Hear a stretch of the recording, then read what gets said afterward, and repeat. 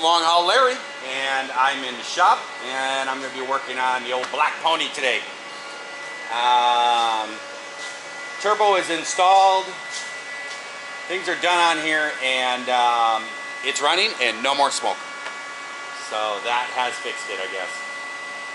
Finally have gotten this fixed. He has spent a lot of money on this motor and everything, from other guys telling him it's injectors and everything else.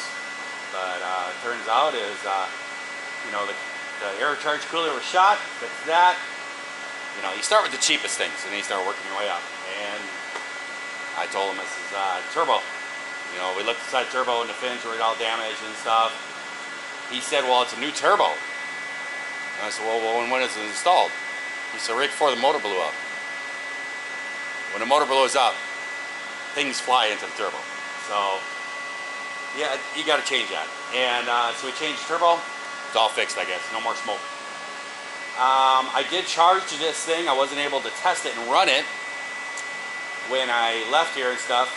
And I was able to get the AC charged and everything, but I wasn't able to test it. And I pulled it in the shop this morning, and the AC does not work. I have checked it. It still has all the refrigerant in it. I am vacuuming. I'm pulling all this stuff out of it. And I'm pulling all the refrigerant back out, and I'm going to recharge it and see maybe if it'll kick up. Otherwise, if it doesn't, then I'll start investigating. It might be an AC compressor or something like that. But it was holding, so that's good. I actually have the doors closed. It is super hot outside. I'm sweating like a dog, as you can see. It's over 100 already. And I'm actually stealing the boss's AC. He's got a small little AC inside of his office. And it cools that room down real good, but it doesn't do a lot for in here. But it's cooler than it is outside, I'll tell you that much. So I set up the barn fan, I put it in his office, and I got that AC just cranking and blowing. So it's at least colder than what it is outside. And actually the next door neighbors, they have a mobile AC unit. And I had talked to him in the past, and he told me, I've kind of gotten to know the guy real well. And it's good to have friends, you know, make friends next door and stuff. And I've talked to the guy a few times, and I've seen those units, and I asked him about it, and I asked him what the cost was. This place is nice and insulated. And he's telling me like $3,500, and I'm like, oh, my boss ain't gonna buy that. And he told me, he said, well, they just sit over here. He says, we just have them for customers if their AC goes out, you know, for server rooms and stuff like that. He goes, if you want to use one once in a while, he goes, I won't even charge you. He goes, if you just want to pull it over, he goes, you just gotta be careful. He goes, if you wreck it, you bought it. I'm like, yep. So I hear, you know, tomorrow I may actually go over there, but he's not here today. But I may actually go over there tomorrow and say, hey buddy, mind if I borrow one for a day? Let's see. Sweating ain't that terrible. Helps with the weight loss, right? Right. So I'm gonna get started on this thing. Should be done finishing recovery pretty soon, and then I'm gonna recharge the system and see what happens here. Alright guys, we have taken all of it back out, and I actually vacuumed it. This was my bad why it doesn't work. I was running out of time. I charged it, but then I noticed that it wasn't working, and I noticed that I had the oil bottle open. So I believe that it sucked in the atmosphere. And that's why it wasn't working here and stuff. It wasn't pressurized right. So I've taken all the refrigerant out, I put a vacuum on it, and then I've recharged the system. Everything is working alright. It's 93 degrees. That's what the temperature gauge says on the truck. So it's here around 50. It's here around 45 to 55 on the low side. And it's here around 2 to 250 on the high side. We got the AC running right now. And we're putting out about 48 on the low side. And about 210 on the high side. AC clutch is all working.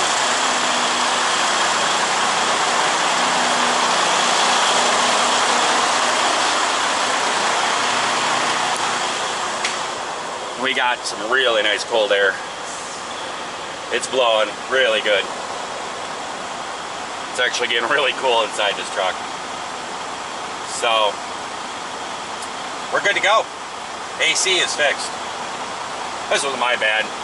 I was just running and I thought I better charge this thing because I know nobody else really does that here that's working in here. Nobody knows how to operate the machine. So I just quick shot in there, but I couldn't run it. And I had vacuumed the system and I drained the oil in the machine, and I saw that I pulled out about 2 ounces of oil. So I put 2 ounces of oil back in, and then I recharged it. I forgot to close the port on the oil bottle. So that was my bad. But got her working now. She's cooling away. Nice cool air. Good to go. Alright guys, first thing on my list is to replace the grill. I pulled this grill off, and the last time I was here, because he wanted me to fix the bug shield. There is a screen on here, and it's for keeping the bugs out of the condenser and the air charge cooler and the radiator. And somebody hit something with this. It broke this, but this was busted before. It was loose, and that was what was rubbing on the condensers and wearing them out. Well, I fixed all that so that the condenser, it's good mount. The air charge cooler is good and mounted solid. Everything's where it's supposed to be. But now somebody has hit something with this, and this has got all crinkled up. Well, there's no way to fix this. All the mounts are broken loose where these little plastic tabs go through and hold it. And I told him, well, we could drill through and put bolts through the outside, but you're going to see the bolts, going to look like junk. And he said, I know where there's one on eBay for $200 or something like that. So he ordered a new one. We got a new one. I left it off. I didn't know what he wanted to do with it, so he didn't get back to me before I left. And I guess the other mechanic just took it and put it back up on there. And he actually put zip ties around it to hold it on there. And put it up there with this on there like that. Well, I'm guessing that the driver used this. I think the driver's like a local driver guy that's driving this truck now. And you could see it was all rubbing up against here, the hoses. It's actually rubbed up on here. Scuffed all this up. But none of it's leaking. The condenser is holding.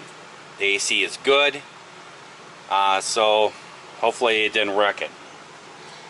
I don't know. I guess I would have, if it came down to it and I wasn't going to have a new grill, but I wanted to put a new one because the truck had to go, I would have ripped the metal screen part off. You know, you could always pressure wash the bugs and stuff and get them out of the condenser and everything else. If it's just got to go for some short runs and stuff. But I want to check the air charge cooler. This is a brand new air charge cooler, and it rubbed in it pretty good. So we're going to pressurize the system and see what's going on. So I got all my little testers hooked up.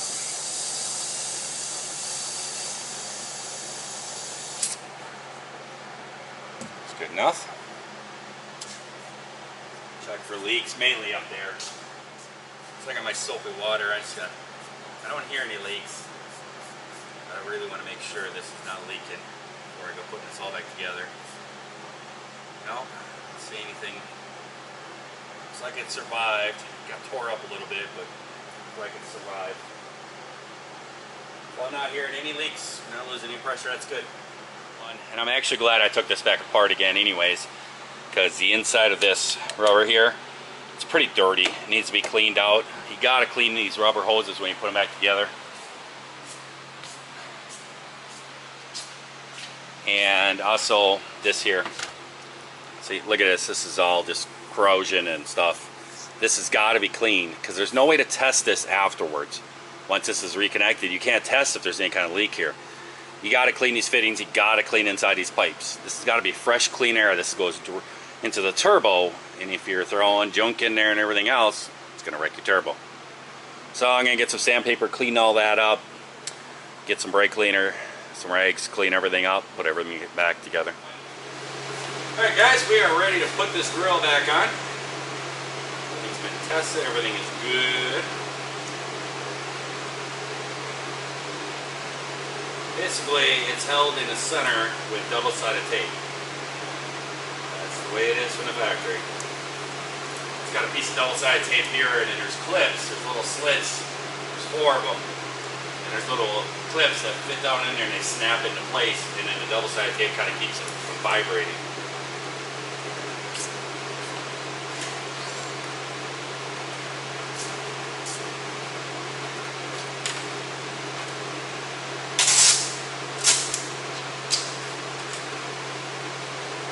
Basically, you can see we got the new grill and everything. It's all mounted in there. It won't rub on stuff.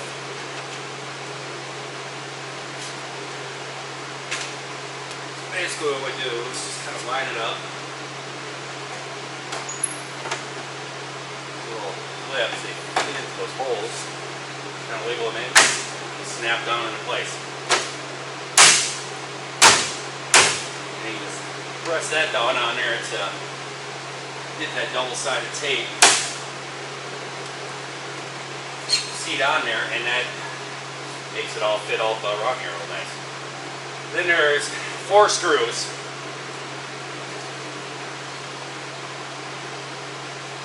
And they fit right in here. There's little screw mounts in here. Just got to kind of line them up.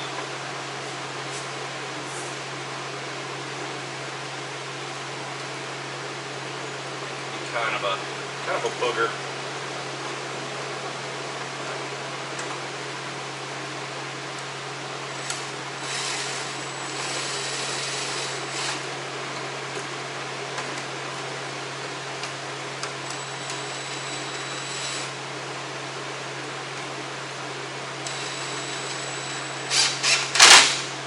Got that one.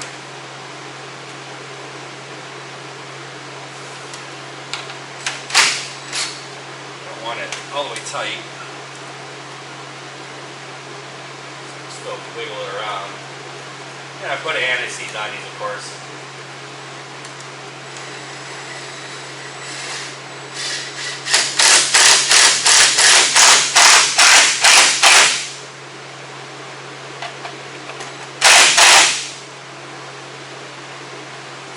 The last one here.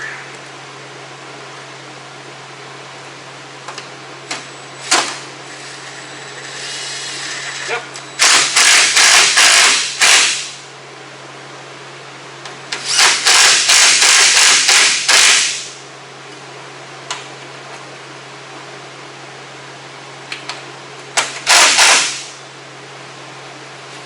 Now there's one more that goes over here, but it broke off in the old one. It was so rusted in there, so I'm actually going to be replacing it with a different screw and putting a nut on the backside. There's a special mount that you can put in there. It's a rubber mount that's supposed to be in there. But I called the Freightliner place and they do not have it in stock, and they'll be ordering it. And you got to order a whole set. You can't just order the one. You got to order the whole set, all with the screws and everything. And they said that you can order it, and they were talking it would probably be 2 or 3 weeks. Or they said you can get a whole grill set with it. The whole grill and everything comes with it. Well, we're not going to do that. Pay $500 for a new grill, you know. We got this one a lot cheaper. So I'll just rig up something and put a bolt through there and put a nut, a piece of plate on the back side of it to hold it. And there you go. I just got to wipe all my sweat off of it. Alright guys, one of the things on the list is after this truck sits for, you know, a few days, which it does, you know, driver comes home and it sits around and the thing goes dead. Well, the issue is that it is drawing current. There is stuff that is drawing current on the truck.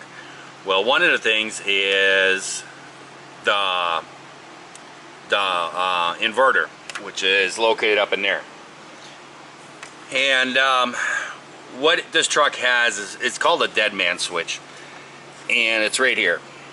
This truck does not have an APU, and it has this dead man switch, and you're supposed to be able to reach up in here and you flip it like that and cuts power to the truck.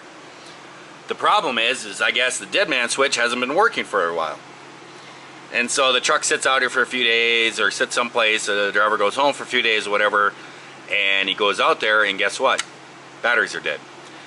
And it has been an issue with this truck for a while. I'm not good with electrical stuff. This is not my forte. But the boss wanted me to see if I could figure it out, and I have done some figuring. I've tracked all the wiring and everything, and what it is the dead man switch is working perfectly fine. If you turn it like so, truck has power. Everything should work. Everything is good. One problem is that the inverter right here is actually connected directly to the batteries. So if the inverter is left on, that is going to draw power. So I'm going to change this lead here and actually put it onto the dead man switch, so that when the switch is turned off, it cuts everything to the truck. The other thing is, you would turn the dead man switch off and the truck would still have power. So now if I open this up, you can see I have lights, okay? But now the thing is here, I'm going to show you something. Okay, so I'm going to show you. If you turn this off, see, now I have power. I still have power. And I've been tracking wires and tracking wires, and I have figured out what it is. Somebody's put a jumper in here. There is a jumper. You can see it right there, that red wire. That's actually a ground. And they've hooked up in the battery and grounded it to the frame. So that's canceling out the dead man switch. So now what happens when I pull that wire off? I have the nut off, and what happens? Watch the lights. When I pull the wire off, boom, cuts the power off from the truck. So that has figured it out. Everything is good. The wiring, I cannot find any like dead shorts or anything in, and the wiring is bad. The connections all look pretty good. The boss has also, we've been doing some research. I've been trying to find a good battery tester that will work for testing trucks with multiple batteries. The problem is there's a lot of battery testers out there, but you buy them and they're actually only made to test one battery.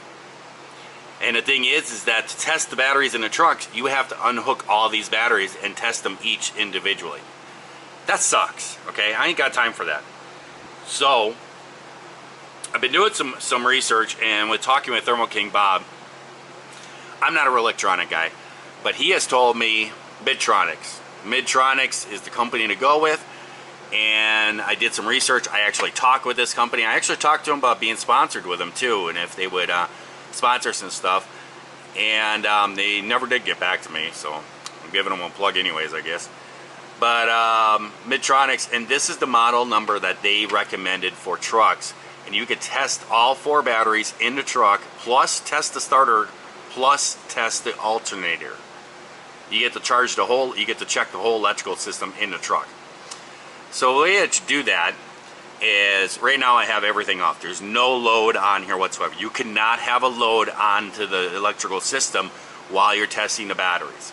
If you do that, you're actually going to come up with, it's going to come up on the screen saying noise. So right now all the electricity is turned off the truck, and I am just going to be hooking it up to a positive wire right here. So I got it hooked onto one side of the batteries, it's all wired over, and it's connected to the other side. So now we're showing at 12.73 volts, which is, it comes up as a voltmeter, that's the base thing. And then you just press the enter button. It asks you where's the battery location, in the vehicle, out of vehicle. We're going to do in vehicle. Post type. This is a top post. The posts are on the top.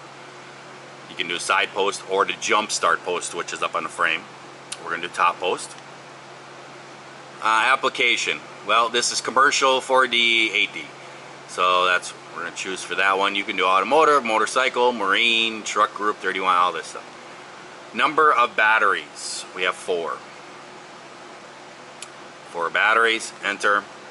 Then it's 12 volt or 6 volt, we'll choose 12 volt. Regular flooded or gel, they're regular. And then battery standard, well, they're cold cranking amp here mostly in the United States is the standard, so we'll press cold cranking amp, CCA. And these batteries here that, I don't know why it is, the batteries I buy in Wisconsin from my own truck, I always bought the 900s, the 900 coal to crank in, or 950s. But I've been finding out all these trucks that the boss has are all 700 coal cranking amps. It's not very high, but they're 700. So we're gonna press enter, and it tests. And it says they're good pack. Sorry about that, sweat dropped mine. So it says a good pack, 12.73 volts. The pack value is 2107 or 01. So we'll divide that up. So 2400, so it's about 300 coal cranking amps low than what they should be brand new. But it's saying that it's in standards for a good pack. Now it's saying, do you want to check the starter system? Why, certainly we want to check the starter system just to see how this works. So I'm going to turn my dead man switch back on to give me power to the truck.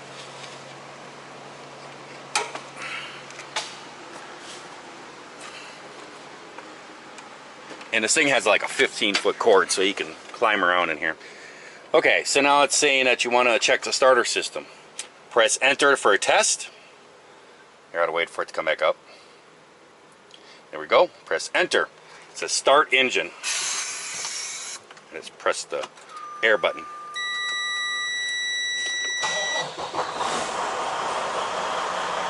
Okay, cranking normal, 11.3 volts. It took the crank.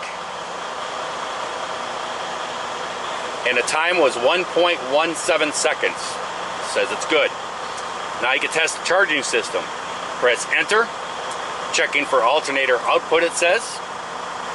Rev engine with load off. So we rev the engine. Then it says engine rev detected, idle engine. We press enter. Testing the alternator at idle, loads off. Turn high beams and blower motor on. So we'll turn the high beams on. And the blower motors, crank them up on high. And press enter. Testing the alternator at idle with loads on. Now rev the engine with the loads on.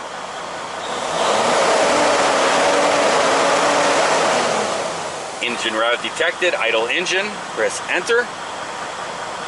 Sometimes the enter button doesn't press good. It says charging system, no problem. No load at 13.7, loaded 13.86. There you go. So it pulls 11 volts to start. Took 1.17 seconds of cranking to start it. Charging system has no problems. The batteries are like 300 below what they are brand new. They're supposed to be 700. That'd make 2400, correct? 4 times. Or wait a minute.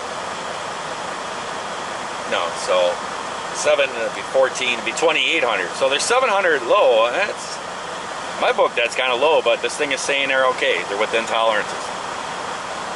So everything is good. I'm gonna pull that jumper wire off, and I'm gonna actually hook up the power inverter in this truck to the dead man switch. That way when you turn that dead man switch off, everything turns off in this truck and there's nothing drawing power anymore, and this should solve all of our problems. So good beans, guys, good beans. Well guys, got the mud flap. I'm moving on down my checklist here. Got that mud flap done. I put the one on the other side the last time I was here. This one over here was fine. That one over there must blew a tire, got blown off or whatever. And the stem's actually bent a little bit, but it's alright. But I didn't put the one on this side. I didn't really think it was needed, but boss said he wants them to match, so there we go. Now we're going to be pulling off these cheap little mud flaps back here that I hate so much. Those things going down the road, I hate these. All the trucks have them. They all go like this. So we're going to be pulling all these off and putting on some nice mud flaps like I did on 796, I believe it was.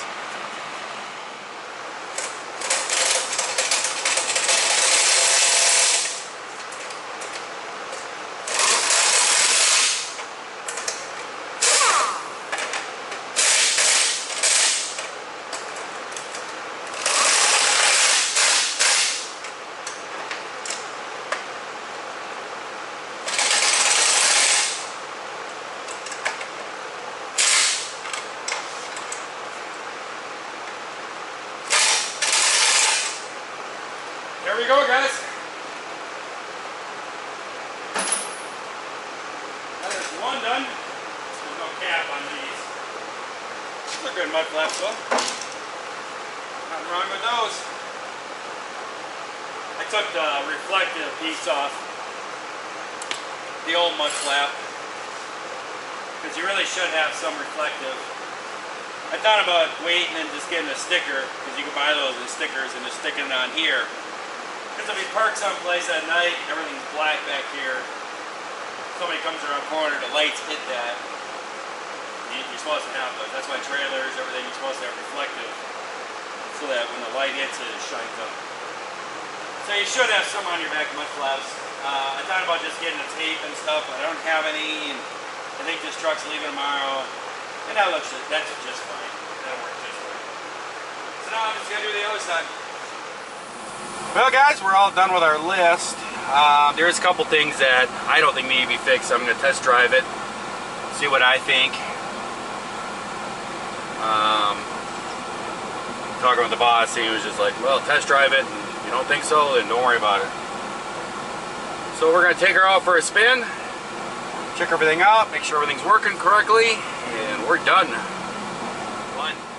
Alright guys, we got back from our test drive, and we still got some smoke, which is really confusing to me, because it's probably an 1/8 to a 1/16 of the smoke that it used to be. I mean, this thing fogged bad, really bad. And so the charge air cooler, we fixed that. Put a new one of those in. I just tested it today because it's got worn on it, screen worn on it, but it's not leaking. And put a new turbo in it, and that fixed 99% of it, but it still smokes on a good pull.